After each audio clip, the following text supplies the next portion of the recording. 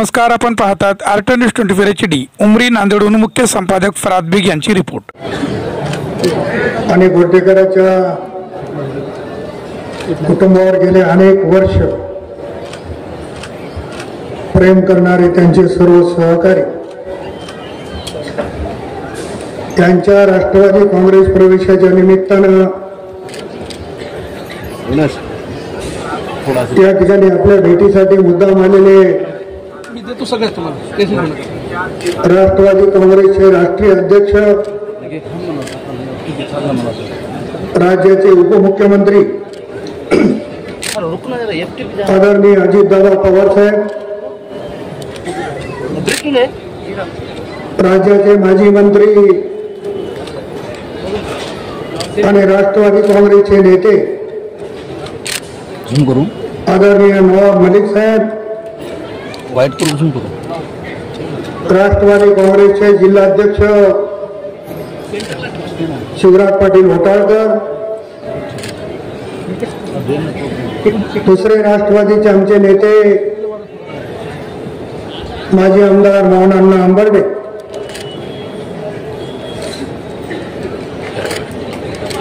या ठिकाणी उपस्थित आपल्या सर्वांच्या साक्षीनं ज्यांचा राष्ट्रवादी काँग्रेसमध्ये प्रवेश झाला ते या भागाचं तरुण नेतृत्व, कृषी उत्पन्न बाजार समितीचे सभापती, उमरी पंचायत समितीचे माजी सभापती शिरीष गोरटेकर, जिल्हा बँकेचे संचालक कैलास गोरटेकर, आमचे परिवाराचे एक ज्येष्ठ ॲडव्होकेट भाऊसाहेब गोरटेकर, सुभाषरावजी गोरटेकर, दासराव गोरटेकर, दुसरे आमचे ज्येष्ठ सहकारी राम पाटील बन्नाळेकर, राष्ट्रवादीचे प्रदेश सचिव सरचिटणीस दिलीपरावजी बरवडेकर, प्रदेशाचे सरचिटणीस प्रवीण पाटील चिखलीकर, राहुलभाई आंबर्डे, नगरपालिकेचे माजी उपनगराध्यक्ष प्रवीणजी सारडा, कैलासवासी विनायकरावजी कुलकर्णी यांचे चिरंजीव वैभव कुलकर्णी, रावजी देशमुख, माजी नगराध्यक्षा खांड्रेताई, आमचे शहराचे उपाध्यक्ष साबेर चौकजी, महिलाच्या अध्यक्षा सुनंदाताई जोगदंड, सुरेखाताई पाटील, युवकचे अध्यक्ष स्वप्नील इंगळे, प्रदेशाचे उपाध्यक्ष कन्हैया कदम, करपुडे पाटील, आताच ज्यांनी प्रवेश केला ते आमचे तरुण सहकारी किनवटचे सचिन नाईक, वाणिज्य राठोड. आता अनेक मान्यवरांची नावं या ठिकाणी घेता येतील, ती सर्व मंचावरील मान्यवर. पाऊस रात्री एवढा मोठा झाला असतानाही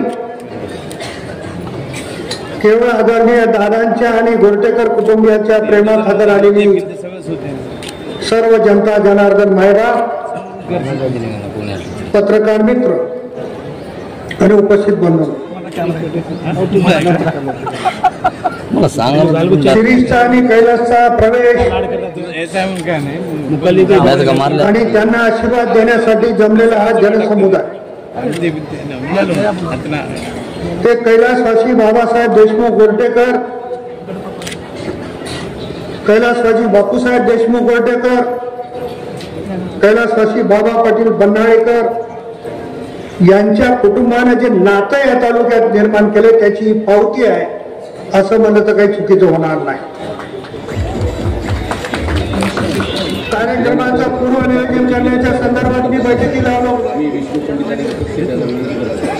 आणि मला फक्त 5 तास उशीर झाले, तरी 2000 कार्यकर्ते 5 तास उशिरा, नागनाथराव नाव घ्यायचं राहिलं बरं का, 5 तास उशिरापर्यंत तिथं कार्यकर्ते थांबले. ही जी कार्यकर्त्याची फळी गोरटेकर कुटुंबाने निर्माण केली, मला असं वाटतं की अख्ख्या जिल्ह्यामध्ये अशा पद्धतीची फळी दुसरं कोणी निर्माण करू शकत नाही.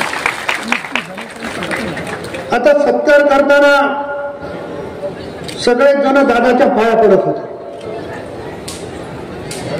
आणि दादा सांगत होते की पाया पडू नका. दादांना पाया पडलेलं आवडत नाही, पण आमच्या इथं पाया पडलं नाही तर आम्ही त्याच्या चेहऱ्याकडे बघतो. वयाचं सुद्धा आम्ही भान ठेवत नाही आणि असं राजकारण आमच्या इथं चाललंय. म्हणून सगळेजण दादा तुमच्या पाया पडायचा प्रयत्न करत होते, याच्यापेक्षा वेगळं काहीच नाही. अनेक गोष्टीच्या संदर्भात बोलताय. काल दिवाळी झाली, आज दादा आले आणि अशा चांगल्या शुभ मुहूर्तावर आपल्याला कोणाला काही बोलायचं नाही. आणि ही आपली संस्कृती पण नाही. पण श्री 2-4 गोष्टीचा उल्लेख केला की अर्धवट राहिलेल्या कॅनलचं काम ते पूर्ण झालं पाहिजे, ही कैलासवासी बापूसाहेब देशमुख गोंडेकरांची इच्छा होती. मला अनेक वेळेस बापूसाहेब सांगायचे. बापूसाहेबांचे माझे संबंध अख्ख्या जिल्ह्याला माहिती आहे. नवाब मलिक साहेब, मी आणि बापूसाहेबांच्या शेवटच्या श्वासापर्यंत सच्च्या भावाप्रमाणे वागलो. मी सातत्यानं त्यांना मोठे भाऊ म्हणून त्यांचं मार्गदर्शन घेतो. एक गोंडेकर कुटुंबाची व्याख्या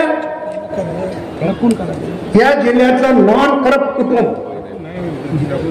म्हणून बाबासाहेब देशमुख आणि बापूसाहेब देशमुख गोंडेकरांकडे बघितल्या जातात. आपल्याला आठवण असेल, माहीत असेल, कैलासवासी विलासरावजी देशमुख साहेबांवर जेव्हा अविश्वास आणायचा प्रयत्न झाला त्यावेळेस आदरणीय कैलासवासी बाबासाहेब देशमुख गोंडेकर आमदार होते. ते व्हीलचेअरवर राहायचे आणि ज्या मंडळीने अविश्वास आणला ती मंडळी कैलासवासी बाबासाहेब देशमुखांकडे गेली आणि त्याने सांगितलं तुम्हाला काय पाहिजे ते सांगा, परंतु तुमचं एक मत मला मिळालं पाहिजे. आदरणीय बाबासाहेबांनी सांगितलं की आधी रूमच्या बाहेर येऊन मला बोला आणि मला रूम मध्ये बोलायची आवश्यकता नाही. मी केवळ विलासराव देशमुख राहिले पाहिजे यांच्यासाठी त्यांना समर्थन देतोय. त्यानंतर विलासराव देशमुख साहेबांनी 8-9 अपक्ष आमदारांना मंत्री केलं. त्यावेळेस बाबासाहेब देशमुखांना सांगितलं की बापूसाहेबांना मी कॅबिनेट दर्जाचं मंत्रीपद आणि एक महामंडळ देईल. तेव्हा बाबासाहेब म्हणाले की मी लाच घ्यायसाठी तुम्हाला मत दिलं नाही, माझा माणूस जिवंत राहिला पाहिजे याच्यासाठी मी मत दिलं. आज माझ्यासारख्या कार्यकर्त्याला जर दादा म्हणले तुझ्या पोराला करतो मी लोटांगण घालीत कुठपर्यंत जातो. बीच में लो सेंटर में, इधर सेंटर में स्टैंड होने वाला है पूरा का. ही अवस्था आहे. हा स्वाभिमान बाबासाहेब आणि बापूसाहेबांनी जपला. साहब का सेंटर में लो. आणि त्याच कुटुंबातले त्यांचे चिरंजीव, त्यांचे भाऊ हे सगळे जण आज राष्ट्रवादी काँग्रेसमध्ये प्रवेश करतायत. दादा त्या काळामध्ये कॅनलच्या कामाला आपणच मंजुरी दिली. आता काय 7-8 किलोमीटरचं काम शिल्लक आहे, त्या कामाला देखील आपण मंजुरी द्यावी अशा पद्धतीची शिरीषची मागणी आहे, सर्व जनतेची मागणी आहे आणि ती पूर्ण करा अशा पद्धतीचा आशावाद मला नक्की आहे. रेल्वेच्या संदर्भात आपण उल्लेख केला. मी 5 वर्ष आपल्या आशीर्वादानं खासदार होतो. माहितीच्या अधिकारात मिळेल ही सगळी माहिती आता प्राप्त होऊ शकते. 5 वर्ष खासदार म्हणून हे काम केलं. नांदेड जिल्ह्यामध्ये 25-30 वर्ष कुठलाच खासदार करू शकला नाही एवढं काम प्रताप पाटलांनी 5 वर्षात केलं.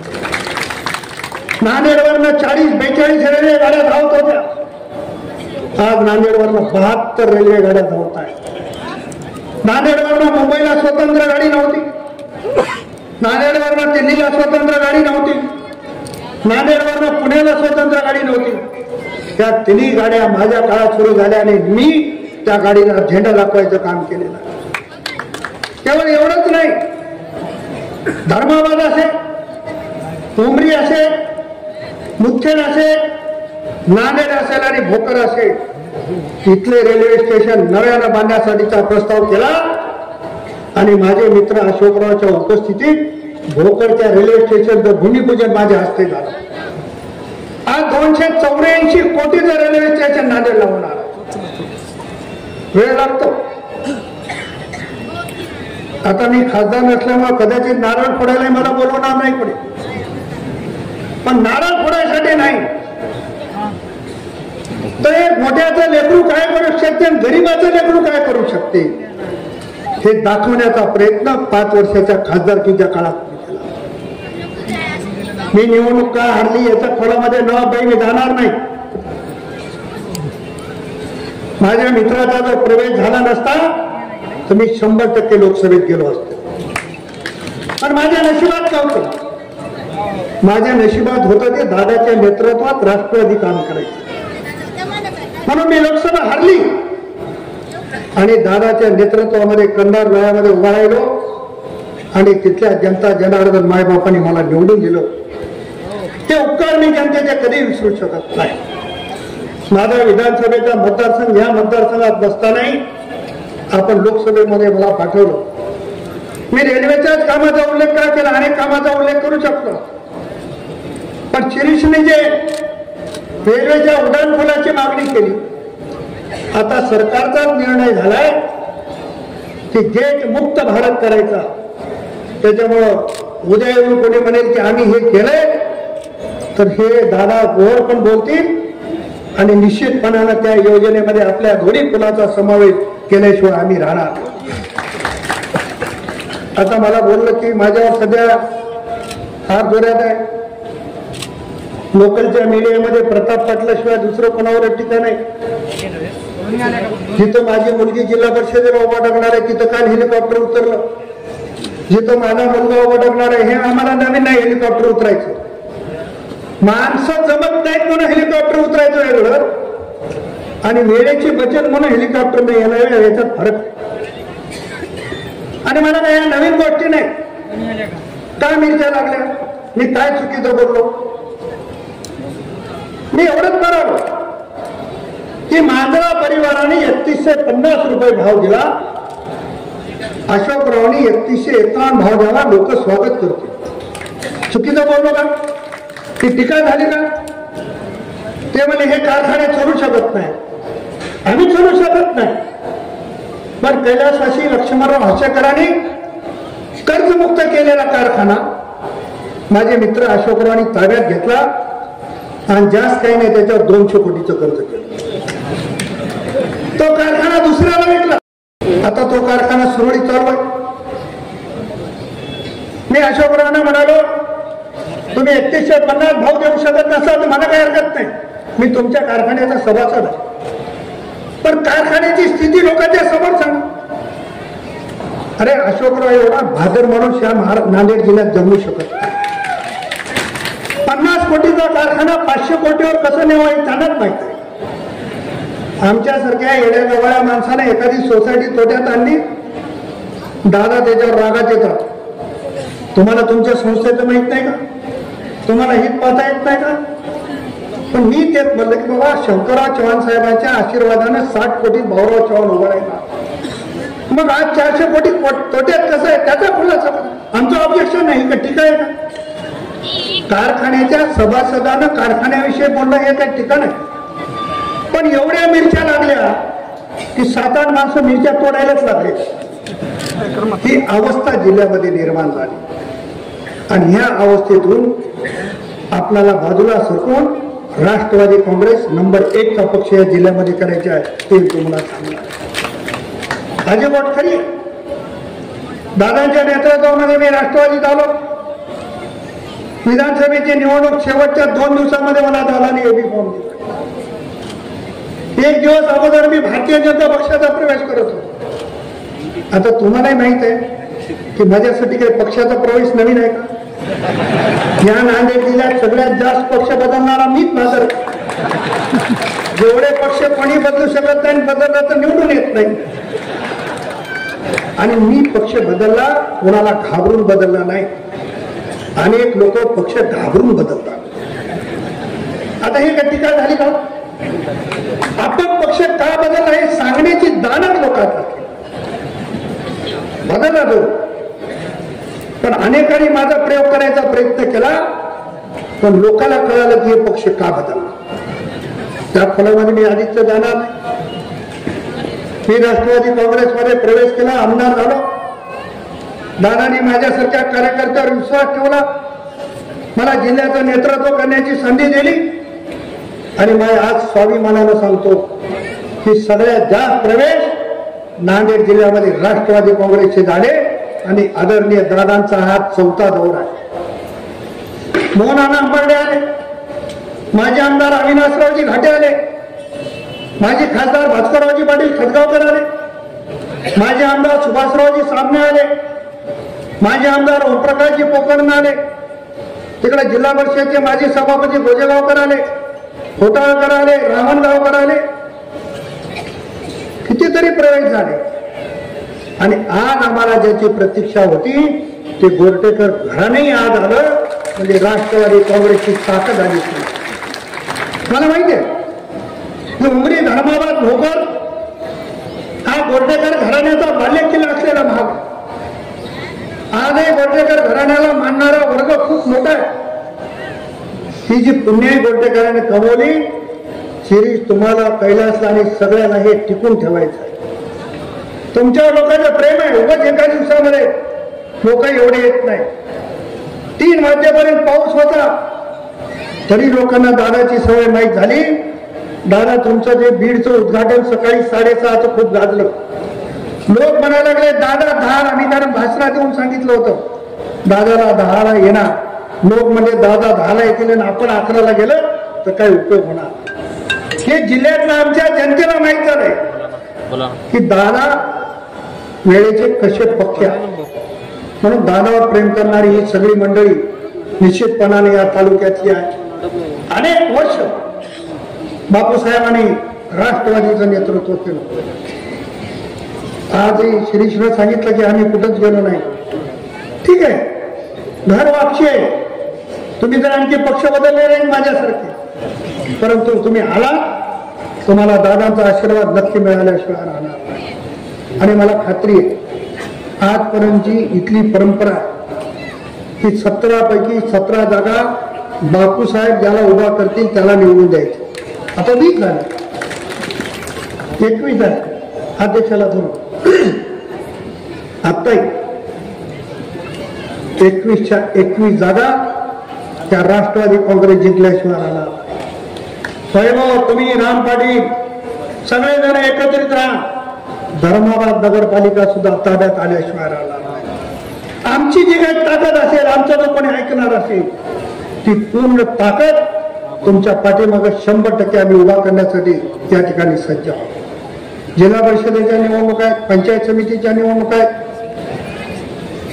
आमच्या इथे एक नेहमी असं घडते, नवाब मलिक साहेब शरद जोशी साहेबांच्या संघटनेमध्ये काम करणारे कोणी संघटनेचे कार्यकर्ते असतील तर ते नेहमी सांगायचे की एक दाणा पेरून एका दाण्याचे 1000 दाणे करणारा बळीराजा आमचा आहे म्हणायचं ना. आणि आपणही करायचं. आमच्या इथं जिल्ह्यात वेगळी प्रथा आहे. निवडणुकीत 1 रुपया फेरायचा, निवडणूक झाली की 1000 रुपये करायचे. 5 वर्ष कोणाची भेट नाही. तुम्ही इमानदारीने सांगा, गेल्या कोणाची भेट होते कोण नांदेड? तुम्ही हात वर करा खरं असेल तर. आधी चेल्याच्या पाट्याला, मग पियेला झोपले, गोळ्या खायले, पुन्हा येणार आहेत. आमदार कसा असावा, खासदार कसा असावा, लोकप्रतिनिधी कसा असावा, गेल्याबरोबर त्याची भेट झाली पाहिजे. मलाही तुम्ही अनेक वेळेस खासदार असताना फोन केले, आताही करता. अर्ध्या रात्री आम्ही तुमचा फोन उचलतो. माझी तर काय, मी गरीब घरचा असल्यामुळे माझी तर कंडिशन अशी आहे. मला एक फोन आला दादा रात्री 2:30 वाजता, खासदार असताना. ते मला साहेब कुठे आहे? म्हणलं दिल्लीला आहे. दिल्लीला कुठे आहे? म्हणलं घरी आहे. काय करायला? आता मला 2:30 वाजता काय करणार आहे, तू का फोन केला, उद्या केला म्हणला, तुम्ही कुठे आहेत बघायला. आता त्याची रात्र झालीच नव्हती, असाही फोन आम्ही घेतो, कारण आमच्या फोनमुळे काही घटना घडली, कोणाला जीवदान मिळू शकते, काही मदत होऊ शकते, ही भावना त्याच्या मागची आमची आहे. म्हणून माझी आपल्या सगळ्याला हात जोडून विनंती आहे, हे आता शिरीष बोलताना अतिशय भावूक झाला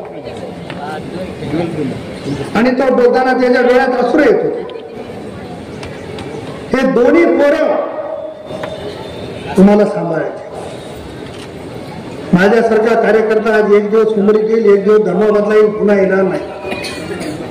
हे कुटुंब तुमच्या सुखादुखामध्ये राहणारं कुटुंब आहे आणि ज्या पद्धतीने आदरणीय बाबासाहेबांना, आदरणीय बापूसाहेबांना आशीर्वाद दिला, त्याच पद्धतीचा आशीर्वाद त्या पोरांना द्या, एवढी आग्रहाची विनंती करतो आणि दादांचं नांदेड जिल्ह्यामध्ये या ठिकाणी स्वागत करून मी माझे 2 शब्द संपवतो.